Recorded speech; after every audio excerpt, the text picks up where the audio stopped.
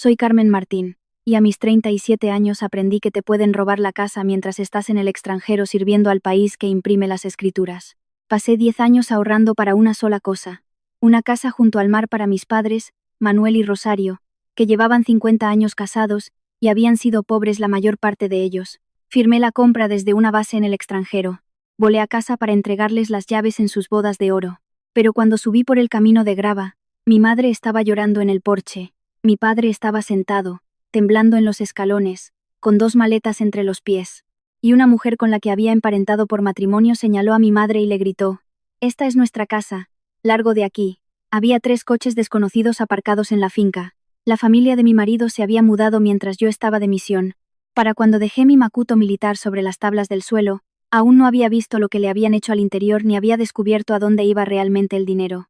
Bienvenidos a historias de calma y drama, donde mujeres normales se enfrentan a momentos familiares imposibles y responden con una voz firme en lugar de alzarla. Si alguna vez te han llamado exagerada por atreverte a marcar un límite, estás en el lugar adecuado. Deja un comentario y asegúrate de suscribirte. Mis padres se casaron en 1975 con 4.000 pesetas y una furgoneta prestada. Mi padre arreglaba los tractores de otros hombres en un descampado a las afueras de Mérida, en Extremadura. Mi madre sacaba brillo a los muebles de otras personas para ganar dinero en efectivo, y toda nuestra infancia olió a la cera de limón que ella frotaba en las mesas buenas de los desconocidos. Nunca tuvimos un año malo y un año bueno. Tuvimos años de escasez y años de miseria. Cuando yo tenía 9 años, condujimos hasta la costa una vez, y mi madre se quedó junto a la barandilla del paseo marítimo y cerró los ojos al escuchar el sonido del agua. Dijo: «¿No sería maravilloso poder quedarse dormida con esto?». Nunca lo olvidé. Fui a la universidad gracias a la Academia General Militar porque fue la única puerta que se me abrió, y me encargué de mantenerla abierta. Oficial de logística, luego capitán, luego comandante. Aprendí a mover combustible, comida y personas por un desierto sin perder los papeles, y ahorré como si la guerra fuera a terminar con mi sueldo en cualquier minuto. 10 años. Plus de misiones internacionales, una pequeña herencia, cada prima. La pasada primavera firmé la compra de una gran casa de piedra desgastada por la brisa, en un acantilado en Ribadesella, Asturias. 425.000 euros. La escritura estaba solo a mi nombre.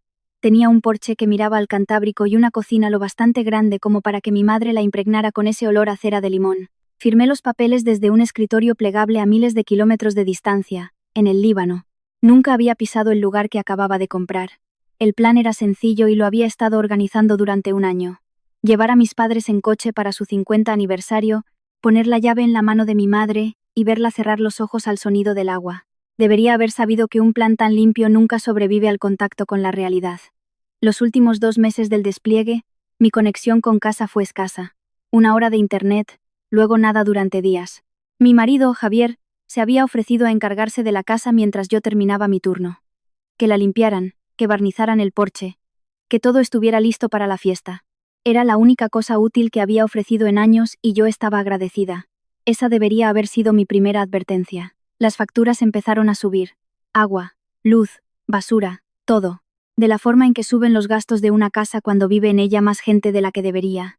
Le pregunté a Javier al respecto en una llamada con interferencias. Dijo que habían puesto la calefacción. Le pedí que me pasara las claves para poder ver las facturas yo misma. Dijo que lo haría. Nunca lo hizo. Mis padres mencionaron, de pasada, que la familia de Javier había estado mucho por la costa últimamente, ayudando. Mi madre es demasiado buena para ser cotilla, así que cuando repite algo 2 veces, significa algo. Tomé nota mental. Pregunté en la oficina legal de la base, hipotéticamente, cómo añadiría a mis padres a los registros del padrón en una propiedad mía. Empecé el papeleo, pero estaba en el extranjero, en una base de la que no podía salir, cerrando un capítulo que no podía pausar, y cada palanca que intentaba mover necesitaba una mano sobre el terreno que yo no tenía. Javier envió una foto para tranquilizarme. El salón, todo limpio.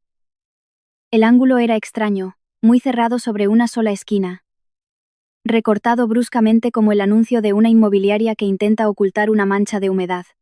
Me quedé mirándola más tiempo del que merece una habitación limpia. ¿Qué estaban dejando fuera del encuadre? Esta es la cuestión que mi familia seguía olvidando sobre mí. Yo no entro en pánico. No es una virtud. Es una herramienta que afilé en habitaciones donde el pánico hacía que la gente resultara herida. Cuando el plan de un convoy se desmorona a las 2 de la mañana y 12 personas te miran, aprendes que la persona que más grita en la habitación casi nunca es la que está al mando. Mis soldados solían repetir una frase que yo decía cuando una sesión informativa se torcía. Alguien empezaba a perder los nervios, y yo dejaba mi café y decía en tono plano: estoy tranquila. Eso es lo que debería preocuparte. Siempre funcionaba, porque mi calma significaba que ya había superado la emoción y había pasado al plan. Pero la calma tiene un coste, y el mío tenía un nombre: exceso de responsabilidad. Yo era la que arreglaba las cosas, las de mi familia, las de la familia de Javier, las de todos. Cuando un coche moría, cuando un contrato de alquiler salía mal, cuando a alguien no le llegaba para pagar a fin de mes, la llamada era para mí, y la respondí cada vez durante 20 años. Así que, cuando la madre de Javier necesitó un lugar donde quedarse después de que terminara su contrato de alquiler, y Javier dijo: solo por un tiempo, dije que sí desde el otro lado del océano sin pensarlo lo suficiente. Había construido toda una vida enseñándoles que Carmen absorbe todo lo que le eches, que lo carga y no se queja. Creía que esa disciplina era para el campo de batalla. Creía que la parte difícil de mi vida ocurría en lugares sin agua corriente y con gente disparándome. Lo más difícil que haría jamás me estaba esperando en casa, en un porche al que le faltaban unas campanillas de viento. Aterricé en el aeropuerto de Asturias un jueves gris y alquilé un coche en el mostrador, todavía con mi uniforme puesto. Conduje con las ventanillas bajadas, exhalando el aire reciclado del avión, ensayando el momento en mi cabeza como si fuera el informe de una misión. Aparcar, abrazar a mis padres, acompañar a mi madre al porche, poner la llave en su mano, verla cerrar los ojos. Llevé la llave en el bolsillo del pecho durante todo el vuelo y la tocaba en cada semáforo en rojo. La carretera descendió entre los pinos y los eucaliptos, y de pronto el océano se abrió, plano y plateado a mi izquierda, y casi lloro allí mismo porque a ella le iba a encantar. Por fin iba a tenerlo. Entonces tomé la última curva hacia el camino de grava, y mi pie se levantó del acelerador por sí solo. Había 3 coches que no conocía en la entrada. Un pequeño cartel plegable clavado en el parterre de flores de mi madre, en el que se leía aparcamiento para huéspedes con unas alegres letras impresas. Y la barandilla del porche donde mi padre había colgado un juego de campanillas de viento de latón, campanillas que había comprado con sus propias manos temblorosas para celebrar los 50 años, estaba desnuda. Podía ver el gancho vacío. Me quedé sentada en el coche de alquiler con el motor al ralentí y escuché. En algún lugar dentro de la casa que había comprado para mi madre, había desconocidos riendo. No era risa familiar. Era la risa educada y desconocida de gente que había pagado por estar allí. Aún no lo sabía, pero la palabra de ese cartel, huéspedes, no pintaba nada en la puerta principal de mis padres y mi estómago ya lo sabía.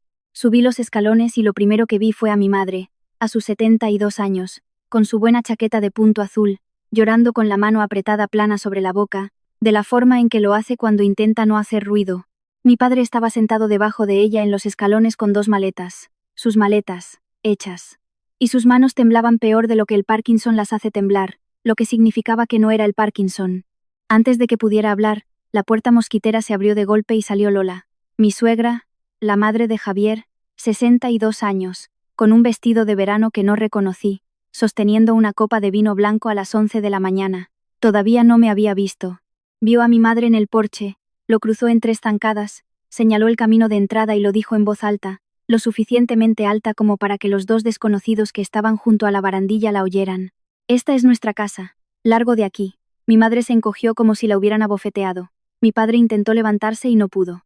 Y quiero que entendáis lo que hacen 20 años de entrenamiento militar a una persona, porque cada célula de mi cuerpo quería lanzar a Lola por encima de la barandilla. Y en lugar de eso, dejé mi macuto en el suelo de madera, despacio, y dejé que el silencio hiciera la primera parte del trabajo. Los 2 desconocidos me miraron. El uniforme causa ese efecto. Lola se giró a medias, irritada, esperando tener que lidiar con una persona más. Entonces me miró a la cara, la copa de vino se inclinó en su mano y dijo: Carmen. Solo mi nombre, como una puerta haciendo clic al cerrarse en algún lugar a sus espaldas. Aún no sabía de quién era el nombre en el papel que importaba.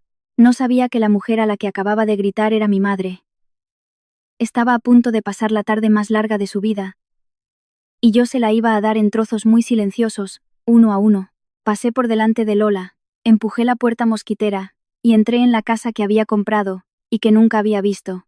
El silencio que había dejado en el porche me siguió al interior porque Javier estaba de pie en el salón, y en el segundo en que me vio, se le descompuso la cara. El pasillo tenía números en las puertas, pequeños números de latón pegados, 1, 2 y 3. atornillados en las puertas de los dormitorios, como en una pensión. La futura cocina de mi madre, esa grande que yo imaginaba que arruinaría con olor a cera, tenía una mesa plegable instalada junto a la ventana con un libro de firmas, una cesta de cápsulas de café individuales y un cartel plastificado que decía, Check, in, 15. Conjar. Todo el lugar olía mal, no a hogar, sino al limón químico de un servicio de limpieza de alquileres vacacionales sobre una capa de lejía, el olor que dejan los desconocidos para que los siguientes desconocidos no noten a los anteriores. El aceite de limón de mi madre huele a cariño. Esto olía a encubrimiento. Un hombre más joven al que reconocí a medias como el hermano de Javier, Diego, salió del pasillo llevando toallas dobladas apiladas en el antebrazo como un botones. Me vio el uniforme, y se detuvo tan en seco que una toalla se le resbaló de la parte superior. Javier encontró su voz, y salió muy pequeña. Carmen, cariño, has llegado pronto. Miré los números de las puertas. Miré el cartel de check-in. Miré a mi marido, que no sostenía nada, y no explicaba nada. La estás gestionando como si fuera un hotel, dije. No era una pregunta. La mirada que se cruzó entre Javier y Diego respondió a la única pregunta que me quedaba, si mi marido era un espectador de esto o un cómplice. Ya tenía mi respuesta. Solo que aún no lo dije. Todos se prepararon para que yo estallara. Eso es lo que pasa con la gente que grita. Solo saben defenderse de más gritos. Así que no les di ninguno. Me di la vuelta, volví al porche, y me agaché frente a mi padre. Papá, vamos a coger una habitación limpia con 2 camas y buenas almohadas, y vas a dormir esta noche. Intentó disculparse y no se lo permití. Llevé sus maletas al coche de alquiler yo misma, una en cada mano, pasando por delante de Lola, que se había quedado callada, y estaba calculando las matemáticas del uniforme y el nombre. Llevé a mis padres 15 minutos por la autovía hasta un pequeño hostal frente al mar. Uno de verdad, con licencia en la pared, y les conseguí una habitación con vistas al agua e hice que mi madre se sentara en la cama mientras encendía la calefacción. No paraba de decir que no lo entendía. Habían conducido hasta allí para mudarse como habíamos planeado. Y la madre de Javier les había dicho que había habido un cambio. Yo dije, ha habido un cambio. El mío. Eso la hizo sonreír un poco. Les traje la cena. Esperé hasta que las manos de mi padre se quedaron quietas por el sueño. Luego me senté en la silla de plástico del hostal, bajo la zumbante luz del aparcamiento, con un bloc de notas legal en la rodilla e hice lo único que sé hacer cuando algo está roto a una escala demasiado grande para levantarlo sola. Hice una lista. ¿Quién vivía en mi casa? ¿Desde cuándo? ¿Quién había subido el anuncio a internet? ¿Quién se quedaba con el dinero? Lo escribí en letras mayúsculas, de la forma en que escribiría una orden de movimiento militar. Mañana no iba a discutir con nadie. Mañana iba a buscar un abogado. Elena Ruiz tenía un despacho encima de una oficina de seguros en Gijón, a unos 40 minutos. Melena gris y gafas de lectura con cadenita. Primero dejé la escritura sobre su escritorio. Mi nombre. Solo mi nombre. Asintió lentamente y luego me dio las malas noticias, porque los buenos abogados empiezan por el muro contra el que te vas a chocar. ¿Cuánto tiempo llevan viviendo allí? Más de un mes, le dije. Se quitó las gafas. Entonces aquí viene la parte que no te va a gustar. En España, una vez que alguien reside en un lugar, no puede simplemente cambiar las cerraduras y poner sus cosas en el césped. Eso es allanamiento de morada o coacciones, y es un delito penal. Si lo haces, puedes acabar siendo tú la denunciada y pagándoles a ellos.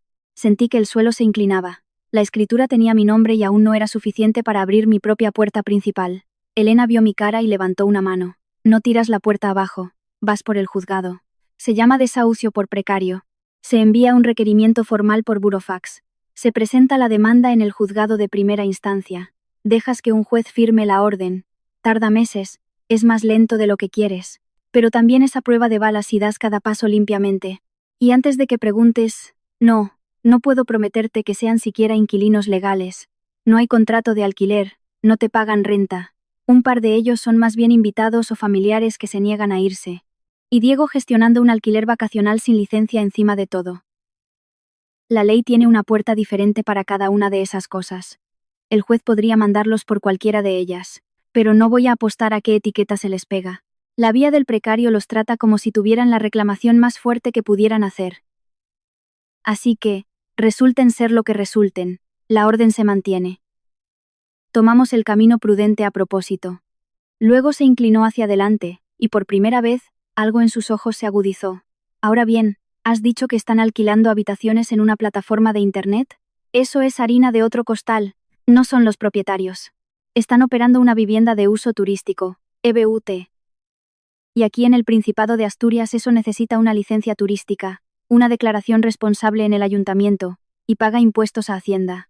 Si no tienen nada de eso, tienes algo más que una pelea familiar. Tienes ventaja.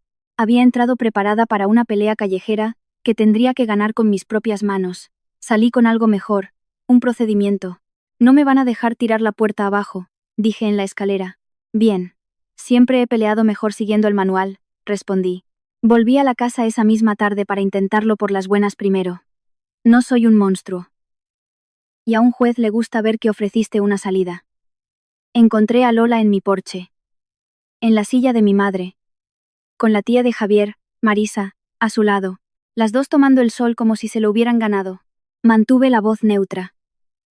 Lola, solo voy a decir esto amablemente una vez. Esta es mi casa. Mis padres se van a mudar aquí, y tu familia tiene que hacer planes para irse. Lola se rió de mí, una risa de verdad, echando la cabeza hacia atrás. Tu casa, dijo.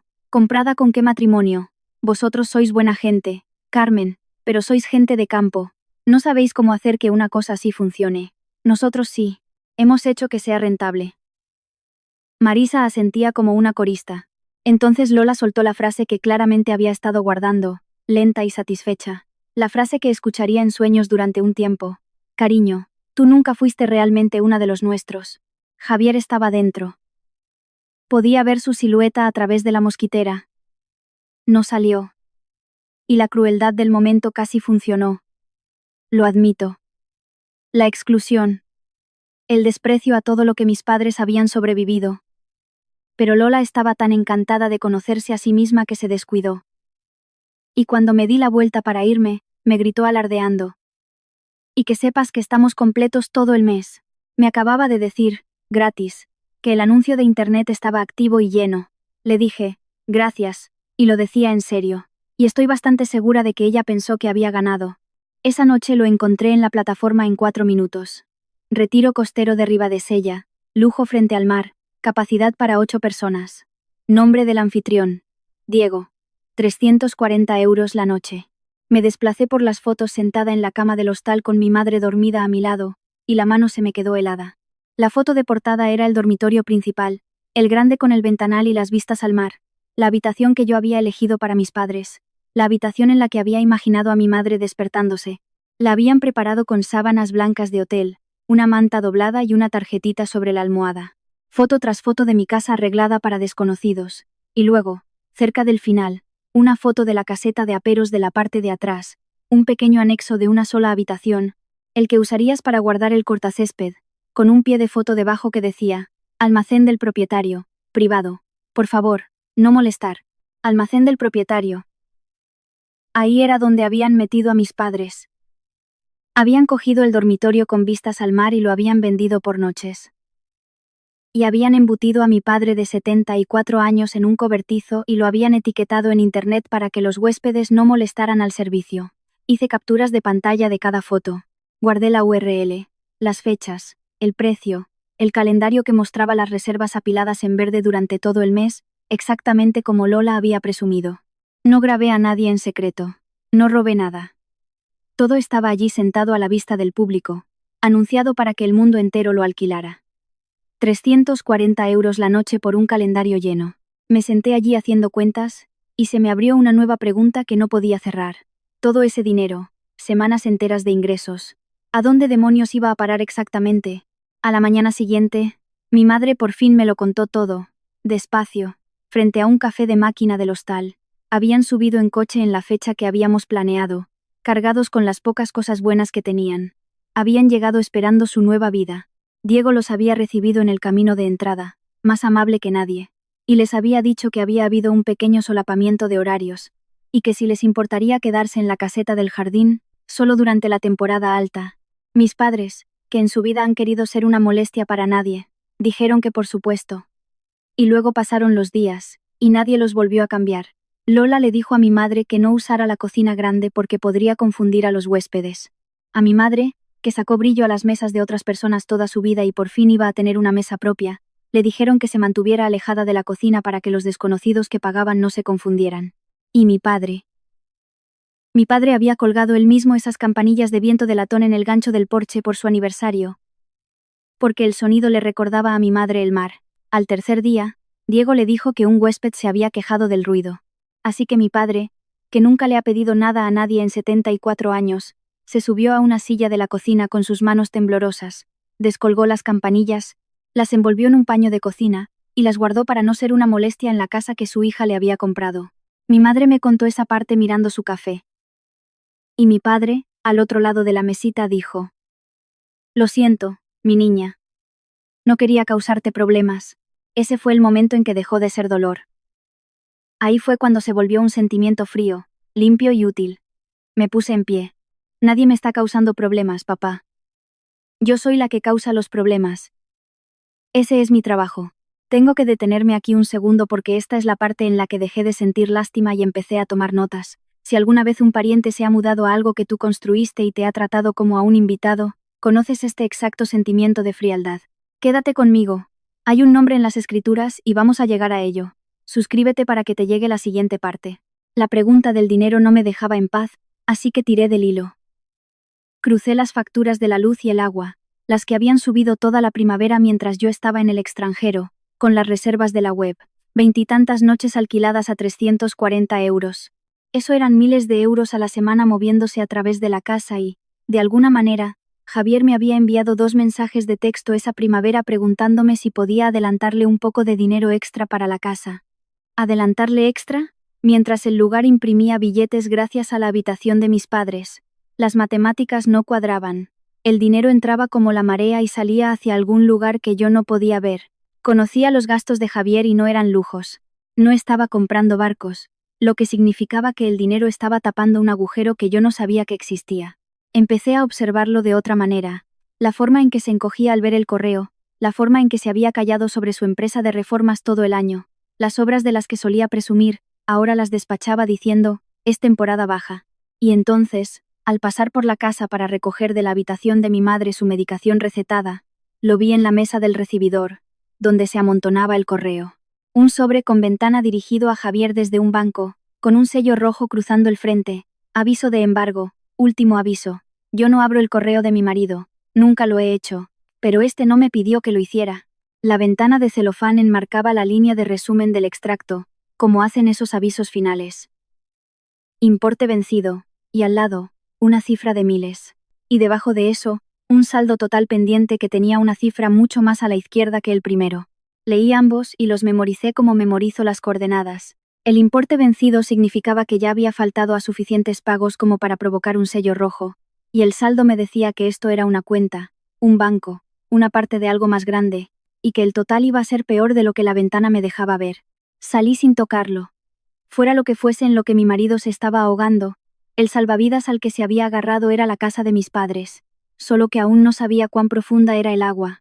Volví a la mañana siguiente a por el abrigo bueno de mi madre, el que había dejado en el armario de la entrada, y ahí fue cuando encontré la cosa que nunca me sacaré de la cabeza. La casa estaba vacía. Los huéspedes se habían ido, el clan familiar se había ido a comer por ahí, y era casi peor el silencio, porque podía verlo todo claramente. Caminé por las habitaciones con los números en las puertas, y en la encimera de la cocina, apoyada contra el azulejo donde una familia guardaría una tarjeta de recetas, había una hoja plastificada. Plástico grueso, impreso profesionalmente, del tipo que haces cuando tienes la intención de usarlo durante mucho tiempo. «Bienvenidos al retiro costero de Ribadesella», decía en la parte superior. Luego la contraseña del wifi. Luego salida antes de las 11h. Luego horas de silencio a partir de las 22h. Y luego, cerca del fondo, la línea que me cortó la respiración. «Por favor, no entre en la caseta del jardín. Almacén del propietario». Almacén del propietario. Mis padres eran el almacén del propietario. Se habían tomado la molestia de plastificar una tarjeta para que los desconocidos se sintieran cómodos, y en esa misma tarjeta habían archivado a mi padre y a mi madre como si fueran el trastero. Me quedé en esa cocina, y sostuve la tarjeta con ambas manos durante mucho tiempo. No voy a fingir que mantuve la calma en ese minuto. No fue así, pero he aprendido qué hacer con un sentimiento tan grande. No lo desperdicias. Lo apuntas. Saqué mi teléfono y fotografié la tarjeta por delante y por detrás con buena luz. Luego me la metí en el bolsillo de la chaqueta, y mis dedos encontraron la moneda de desafío de mi unidad militar que ya estaba allí. El frío disco de latón que había llevado conmigo en 2 misiones internacionales. 2 trozos de materia fría en un bolsillo. Uno de ellos les decía a los desconocidos cómo sentirse como en casa en mi propia casa. El otro me recordaba exactamente quién era yo. Sabía cuál de los dos me iba a quedar. La abogada Elena y yo lo construimos como una campaña militar, pieza a pieza. Redactó el requerimiento para desalojar. El paso previo al burofax del desahucio por precario, el tipo de documento que un juez respeta. Redacción exacta, entrega exacta, sin atajos que un buen abogado defensor pudiera usar en mi contra más tarde. Le llevé todo. La escritura, las capturas de pantalla del anuncio, el calendario de reservas, la tarjeta plastificada, que ella sostuvo y miró durante un largo momento, para luego dejarla suavemente sobre la mesa. Como si fuera una prueba en el peor tipo de caso criminal. Las crecientes facturas de suministros. Lo organizó todo en una carpeta mientras hablaba. Aquí es donde la mayoría de la gente se equivoca, dijo. Están tan enfadados que hacen algo caliente y estúpido y le entregan la victoria a la otra parte. No vamos a ser calientes, vamos a ser pacientes y exactas. Y la paciencia y la exactitud ganan. Luego me explicó el segundo frente. Este alquiler turístico aquí necesita una licencia del Principado. Si no la tienen, el Departamento de Turismo y el Ayuntamiento pueden emitir una orden de cese, además de una multa gigantesca. Y los impuestos no pagados no desaparecen. Hacienda se adherirá a quien quiera que haya operado el anuncio. El nombre de Diego estaba en ese anuncio. Pensé en ello. Así que no tengo que romper nada, dije. No, dijo Elena. Presentas la demanda, denuncias, esperas, y dejas que 3 oficinas diferentes lleguen con su propio calendario. Miré la carpeta, todo cuadrado, etiquetado, fechado. Parecía el equipo preparado antes de una operación especial. No necesitaba asaltar mi propia casa. Necesitaba que el juzgado, el ayuntamiento, turismo y la plataforma llamaran a la misma puerta. Idealmente el mismo día. Y yo sabía exactamente qué día iba a ser ese. Javier vino al hostal esa noche. Se quedó en el aparcamiento bajo la misma luz parpadeante y parecía 10 años mayor que el hombre con el que me había casado. Y me contó la verdad. Por fin, toda entera. Porque se había quedado sin sitio donde esconderse. La empresa de reformas se había hundido hacía 18 meses. La había estado manteniendo a flote con tarjetas de crédito y un segundo préstamo, esperando salir del hoyo antes de que yo me diera cuenta. Y solo se había hundido más. Ahora debía casi 60.000 euros de los que nunca me había hablado. Dijo la palabra humillado 3 veces. Dijo que le mataba que su mujer tuviera más rango militar que él, que ganara más que él, que mi dinero comprara a mis padres una casa frente al mar mientras su propia madre alquilaba un piso de 2 habitaciones cerca de la autopista, y cuando su madre y Diego idearon lo del alquiler, el dinero le pareció una cuerda lanzada a un hombre que se ahoga. Lo había estado usando para ir pagando la deuda. Durante un minuto, de pie en ese aparcamiento, lo vi con claridad y sentí pena por él. Un hombre orgulloso ahogándose en silencio, demasiado avergonzado para pedir ayuda. Ese minuto fue real. Quiero que sepáis que se lo di honestamente. Y luego terminó, por lo que dijo a continuación. No preguntó cómo estaban mis padres. No dijo que lo sentía por Manuel y Rosario. Dijo, así que, ¿puedes simplemente dejarlo pasar? Deja a mi madre al margen. De todos modos, la casa es un bien ganancial de nuestro matrimonio, Carmen. La mitad es básicamente mía. Ahí estaba. Ya no se estaba ahogando. Estaba sacando la mano del agua para hundir a mis padres con él, y llamándolo compartir. Ya le había preguntado a Elena exactamente por esa frase, porque no entro en habitaciones que no he explorado antes. El título de propiedad estaba a mi nombre, lo que zanjaba quién decidía el futuro de la casa ahora mismo, no Javier y no su madre. El matrimonio era una cuestión separada, del tipo que resuelve un juez de familia, no del tipo que se arregla en el aparcamiento de un hostal. Y en esa sala, tendría mi respuesta lista. Había mantenido el dinero de la compra en mi propia cuenta bancaria durante todo el camino. Las dietas de las misiones internacionales y los ahorros que se remontaban a antes de conocerle, cada euro era rastreable hasta mí. Habíamos comprado bajo el régimen de bienes gananciales, sí, pero la casa se adquirió con dinero exclusivamente mío. En España, eso lo convierte en un bien privativo. Básicamente mía no era la forma en que un juez asturiano iba a dividir una casa como esa, y cualquier parte que fuera discutible se discutiría frente a un tribunal, no se le entregaría a él porque lo pidiera amablemente en un aparcamiento. Miré al hombre al que había amado durante 9 años. Siento lo de la deuda, le dije. Lo digo en serio. Y he presentado los papeles esta tarde. Él quería que mi lástima comprara mi silencio. Obtuvo mi lástima. No obtuvo mi silencio. El empleado de correos entregó el burofax 2 días después, en persona, a cada adulto que vivía en mi casa. Yo no estuve allí para verlo. Así es como mantienes las cosas limpias. pero me enteré de cómo fue. Lola cogió su copia, leyó el encabezamiento del despacho de abogados y la rompió por la mitad en la cara del cartero. Una nuera no desahucia a la madre de su marido, anunció, como si estuviera citando una ley que existiera. El cartero, que le ha entregado papeles a gente mucho más aterradora, se limitó a anotar la hora y dejó las mitades rotas a sus pies, porque notificado es notificado, ya sea que guardes el papel o hagas confeti con él.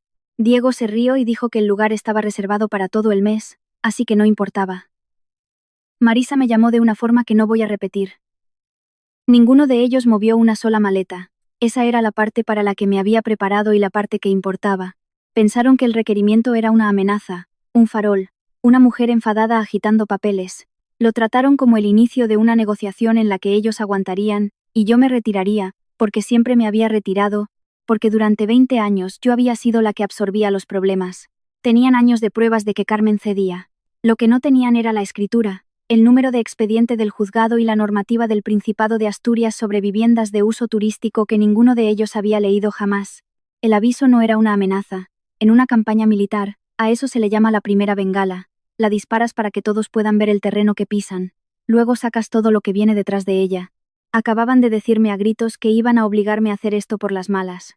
Muy bien, las malas formas tienen reglas, y yo me las había leído todas, así que abrí 3 frentes a la vez. Cada uno legal, cada uno lento, cada uno apuntando al mismo sábado. El primero. Elena presentó la demanda de desahucio por precario en el juzgado de Gijón, y el secretario nos dio la fecha de admisión, el paso previo para lograr una orden de lanzamiento judicial para sacar a cualquiera que aún no quisiera irse. El segundo. Presenté una denuncia formal ante el Departamento de Turismo del Principado de Asturias, y otra ante el Ayuntamiento por operar un alquiler turístico sin licencia en una zona residencial, adjuntando el anuncio público, las fotos, el calendario de reservas, todo impreso y clasificado con pestañas. El tercero. Denuncié el anuncio a la propia plataforma de reservas, una propiedad listada por alguien que no es el dueño. Les envié una copia de la escritura con mi nombre, porque sus propias reglas no permiten que un no propietario alquile un lugar si el dueño real se opone documentándolo.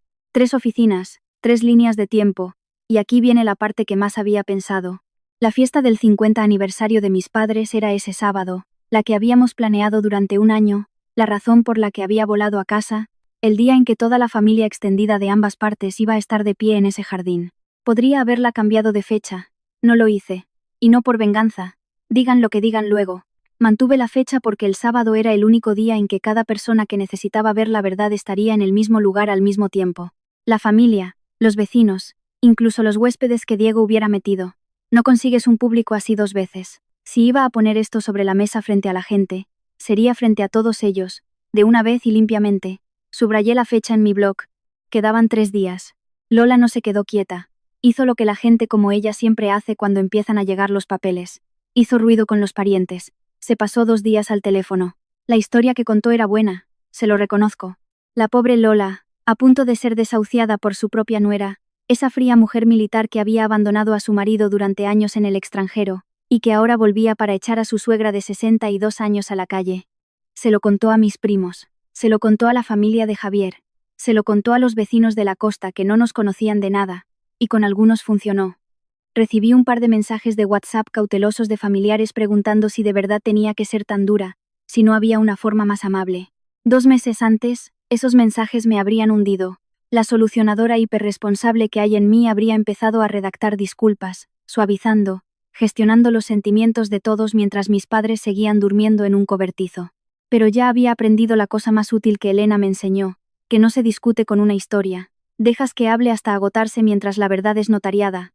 Así que no me defendí, no envié párrafos de texto. Al familiar que preguntó si no había una forma más amable, le contesté con una sola línea: ven el sábado, trae tus propios ojos. Lola estaba ahí fuera narrando, que la dejaran. Su versión vivía en las llamadas telefónicas y moriría en una semana. La mía vivía en el registro de la propiedad, en el expediente judicial, y en una escritura con un solo nombre. Y esa versión no se cansa y no necesita que nadie se la crea. El sábado creería por mí. El aliado más extraño llegó por accidente, y Diego me la entregó en bandeja. Una huésped que se alojaba en ese momento en mi casa, una profesora de Madrid llamada Carolina, que estaba allí con su marido por su propio aniversario, recibió un mensaje automático de la plataforma. Era el aviso que mi denuncia había activado. el que informa a los huéspedes de que el anuncio está bajo revisión por una disputa de propiedad. Carolina, siendo una mujer cuidadosa que acababa de pagar 2.000 euros, se puso nerviosa, investigó un poco y acabó consultando el registro de la propiedad a través de Internet, que es público, donde vio mi nombre y ningún bozo familia de Javier por ninguna parte. Dedujo que se estaba alojando en una casa alquilada por personas que no eran los dueños. Y ella hizo lo que hace la gente decente. Encontró una forma de contactarme a través de la plataforma y escribió: «Creo que estamos atrapados en medio de algo. No queremos tener parte en robarle su casa. Díganos qué es lo correcto y lo haremos». La llamé. Era encantadora y estaba asustada, y luego se enfadó en mi nombre en cuanto lo entendió.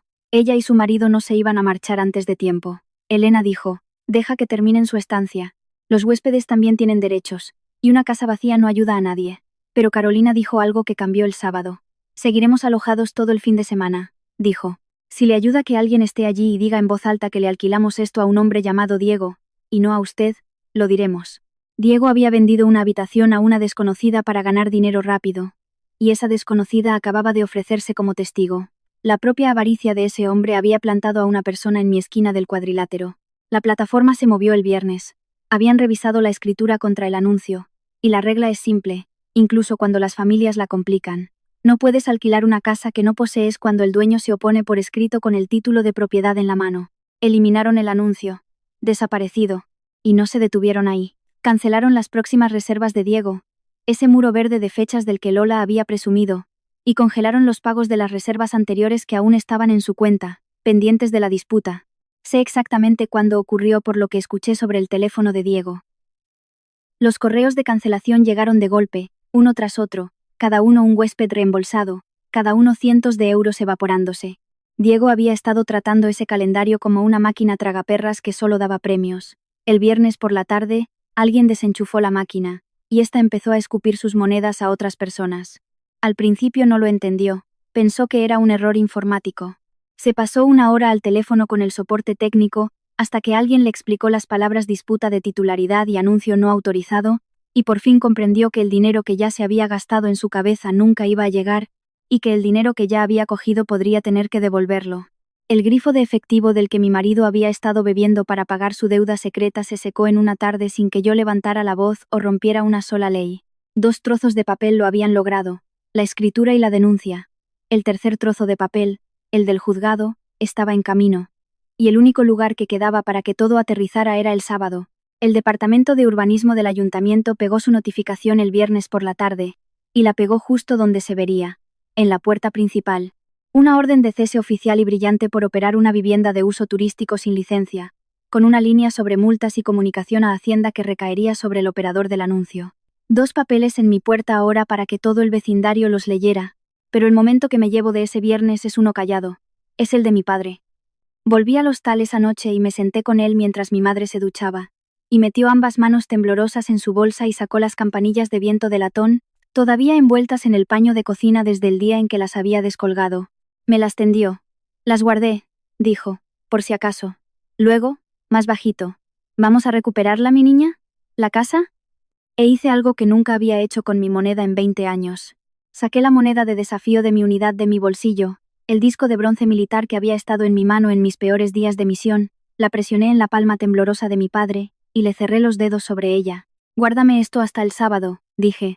«Da suerte en situaciones difíciles. Nunca me ha fallado». La miró como si fuera de oro, lo que para mí en cierto modo lo es. Mi madre salió y nos vio a los dos, las campanillas y la moneda entre nosotros, y dijo: «Siempre fuiste tú la más entera, cariño». Y mi padre dijo: «Simplemente odio que hayas tenido que serlo». No tuve respuesta para eso. Algunas cosas simplemente las sostienes, de la forma en que él sostenía la moneda. El sábado, 50 años y el día del juicio final. El viernes por la noche, Elena y yo repasamos el plan por última vez, y el plan era principalmente la ausencia de un plan, que es el tipo más difícil de seguir. «Vas a querer dar un discurso», me advirtió. «No lo hagas. El papel hace más ruido que tú. Ponlo en la mesa, di lo mínimo, deja que sean ellos los que pierdan los papeles». Preparamos la carpeta para el sábado. La demanda de desahucio estaba admitida, el aviso del ayuntamiento estaba en la puerta.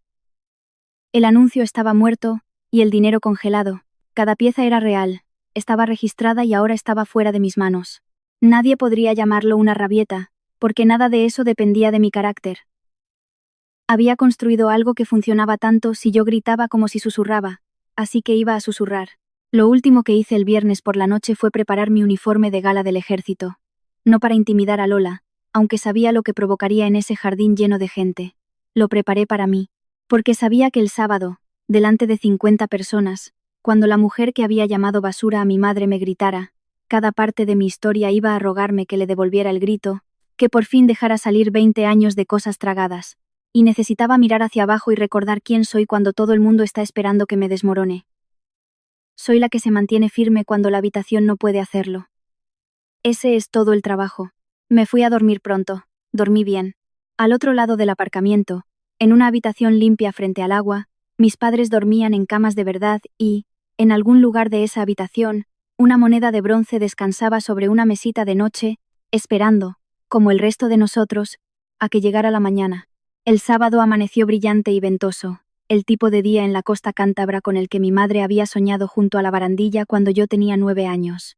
Llevé a mis padres en coche poco antes del mediodía, con la furgoneta detrás todavía cargada con sus cosas buenas, porque mi intención era que estuvieran descargando antes de la cena. El jardín ya se estaba llenando, ambas partes de la familia, sillas plegables, una nevera portátil, la ensaladilla rusa y la empanada de alguien, niños corriendo por el acantilado. Y Lola se había erigido a sí misma como anfitriona de la fiesta de los 50 años de mis padres, saludando a los recién llegados en mi puerta, aceptando cumplidos sobre su hermosa casa junto al mar, una copa de vino blanco en la mano y el aviso del ayuntamiento pegado a la puerta a 2 metros detrás de ella, el cual aparentemente había decidido ignorar hasta que dejara de existir. Marisa vigilaba las cervezas de la nevera. Diego merodeaba por el borde con su teléfono, pálido, aún peleando con la plataforma por su dinero congelado. Carolina, la profesora, y su marido estaban sentados en silencio en los escalones del porche, justo donde Carolina me había dicho que estarían. Mis padres se quedaron cerca de la furgoneta, sin saber si eran invitados o intrusos en su propio aniversario. Y yo caminé por la grava con mi uniforme, sin prisa. Sentí que el jardín me notaba de la forma en que lo hacen las multitudes, la conversación apagándose, las cabezas girándose, un silencio rodando hacia afuera desde donde quiera que cayeran mis botas. Lola fue la última en verme porque estaba muy ocupada actuando para una tía. Para cuando se dio la vuelta, la mitad de la fiesta ya se había quedado callada y miraba de mí a ella y viceversa. Aún no dije nada. Caminé hacia mi madre, le di un beso en la mejilla y me quedé a su lado. Luego me serví un vaso de agua de la mesa y esperé. Y el silencio hizo lo que hace el silencio. Obligó a todo el mundo a escuchar. Lola no soportaba el silencio. La gente como ella nunca puede. El silencio es la única habitación que no pueden controlar. Cruzó el jardín con su vino y su público, y fue a por la jugada que siempre le había funcionado conmigo. El desafío público, lo suficientemente alto para 50 personas. Vaya, dijo, sonriendo a la multitud. ¿Ha venido la señora comandante a arruinar la fiesta de sus propios padres? ¿Vas a montar una escena delante de todo el mundo? Y todas las caras se volvieron hacia mí, esperando. Incluidos los parientes que Lola se había pasado 2 días envenenando, los que esperaban a la mujer fría y dura de sus llamadas telefónicas. Dejé mi vaso de agua sobre la mesa, metí la mano en la carpeta bajo mi brazo y saqué los documentos, y los deposité, uno a uno, planos sobre la mesa donde estaba la ensaladilla rusa, para que cualquiera pudiera acercarse a leer. La escritura, con mi nombre, y solo mi nombre. El justificante de admisión a trámite del juzgado de primera instancia de Gijón. El cese y desista del ayuntamiento. El gemelo del que estaba pegado en la puerta a sus espaldas. El aviso de la plataforma de que el anuncio había sido eliminado por disputa de propiedad. No los tiré, los coloqué, como cartas, y entonces miré a Lola, que seguía parada allí con su desafío flotando en el aire, y se lo dije de la misma manera que se lo había dicho a 100 soldados presas del pánico, bajo, nivelado y casi amable. No voy a montar ninguna escena, Lola. No lo necesito. Una pausa. Estoy tranquila. Eso es lo que debería preocuparte. Se podía oír el viento subir desde el agua y mover el gancho vacío donde solían estar las campanillas. Los ojos de Lola bajaron a los papeles sobre la mesa y, por primera vez desde que llegué, por primera vez en todo este largo mes, leyó el nombre de la escritura. Su sonrisa no se cayó de golpe, se resbaló. Lola hizo lo que hace la gente acorralada. Subió el volumen para tapar la caída. «Esta es la casa de mi familia», gritó, y el vino salpicó, y algunos parientes se encogieron. «Nosotros la hicimos funcionar. Pusimos el esfuerzo. Nosotros». La dejé seguir durante unos segundos, porque un jardín lleno de gente viendo a una mujer calmada junto a una que grita escribe su propio veredicto. Luego puse un dedo sobre la escritura, en la línea que importaba, la giré para que los parientes más cercanos pudieran verla, y hablé con el volumen justo para que se me oyera. Hay un solo nombre en el título de propiedad de esta casa. No es Javier, no es de los vuestros, es el mío. La compré para mi madre y mi padre con 10 años de mi sueldo militar. La miré, y le devolví su propia frase, la que me había dicho en el porche, excepto que la mía era verdad. Tienes razón en que hoy alguien se va, Lola. Lee el nombre de la escritura y luego lárgate de aquí antes de las 5. Abrió la boca y la voz de Elena llegó desde el borde de la multitud, seca y sin inmutarse, presentándose como mi abogada y confirmando, para cualquiera que quisiera saber la forma legal del asunto, que había un proceso de desahucio en marcha y una orden judicial de lanzamiento en camino, y que el alquiler turístico estaba operando de manera ilegal y sin licencia. Entonces Carolina se levantó de los escalones del porche, con voz clara de profesora, y dijo a todo el jardín: mi marido y yo le pagamos 2.000 euros a un hombre llamado Diego para alojarnos en esta casa esta semana. No teníamos ni idea de que no era suya para alquilarla. Las cabezas se volvieron hacia Diego, que seguía pálido y aún sostenía su teléfono, y el teléfono eligió ese momento exacto para serle inútil porque lo único que había en él era una columna de correos de cancelación, el aviso del ayuntamiento en la puerta, la escritura en la mesa, la abogada, el testigo, el hermano atrapado con las manos vacías. No quedaba ninguna versión de la historia que Lola pudiera contar. Incluso los familiares a los que había llamado la miraban ahora como si por fin entendieran a qué tipo de esfuerzo se refería ella. A Lola le quedaba una última carta, la que me había cortado en el porche, y la jugó porque era todo lo que tenía. Se enderezó y dijo delante de todos: tú nunca fuiste una de los nuestros. Su intención era herir como había herido antes. Pero el jardín entero acababa de ver salir la verdad de una carpeta de cartón, y la frase aterrizó en el aire muerto y sentí lo poco que pesaba ahora. No alcé la voz. Dije: tienes razón, no soy una de los vuestros. Una pausa y dejé que la siguiente parte fuera suave, porque la suavidad era más afilada aquí. Yo soy la dueña de la puerta. Entonces hice lo que Elena me había inculcado, lo que separa un ajuste de cuentas de una rabieta. Dejé de hablar de sentimientos y nombré consecuencias, claras y cuantificables, para que nadie pudiera confundir esto con rencor. Así es como va el día de hoy. O estáis fuera antes de las 5, o la orden que he presentado la ejecuta la comisión judicial, y será la Guardia Civil, no yo. El dinero de los alquileres que está congelado, se queda congelado para pagar las facturas que habéis engordado, y la multa de turismo y hacienda que nunca pagasteis, que va a ir a nombre de Diego. Y cada día que cualquiera se quede más allá de la orden, la sanción de la administración crece, también a nombre de Diego. Diego hizo un pequeño sonido. Si me hubieras pedido ayuda, le dije a Lola, más bajito, de la forma en que la familia le pide a la familia, te habría ayudado. Siempre lo he hecho. No me lo pediste. Lo cogiste y metiste a mi madre en un trastero. Lola miró alrededor del jardín en busca de un aliado y no lo encontró. Marisa se había ido alejando hacia los coches. Y entonces Lola se sentó, con fuerza, sin querer, en la silla buena del porche de mi madre, la que había reclamado todo el mes. Se sentó como si fuera a sostenerla, y luego se levantó de un salto, rápido, como si le hubiera quemado, porque por fin había comprendido que nunca fue suya para sentarse. Se fueron antes de las 5.